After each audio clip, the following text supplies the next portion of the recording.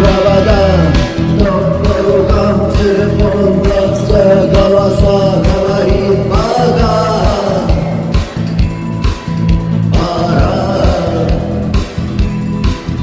И пойдем до гвоздя, шарф в рукаве и перчатки в карманах шепчут: подожди, да.